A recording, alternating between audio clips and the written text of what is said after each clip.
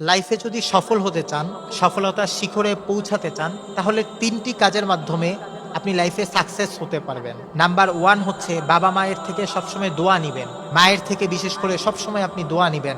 আল্লাহ রাব্বুল আলামিন বাবা মায়ের দোয়াকে আল্লাহ রাব্বুল আলামিন ফিরিয়ে দেন না।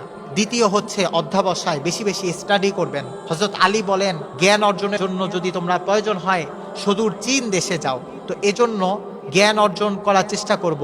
আমাদের যেদিকে আগ্রহ আছে, আপনার যেদিকে আগ্রহ আছে, আপনি সেই বিষয়ে স্টাডি করবেন, সেই বিষয়ে রিসার্চ করবেন, সেই বিষয়ে অধ্যবসায় করবেন। তৃতীয় নাম্বার যে বিষয়টি, সেটি হচ্ছে গোপন গুনাহ ছেড়ে দিতে হবে।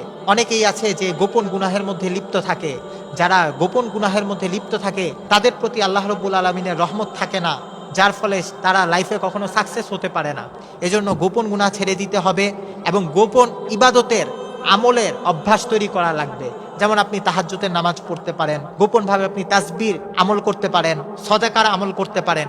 এই কাজগুলো আপনি করতে পারেন। তো এই ৩টি কাজ যদি কেউ করতে পারে, সে লাইফে নিশ্চিত 100% সে সফলতার শিখরে পৌঁছাতে পারবে ইনশাআল্লাহ।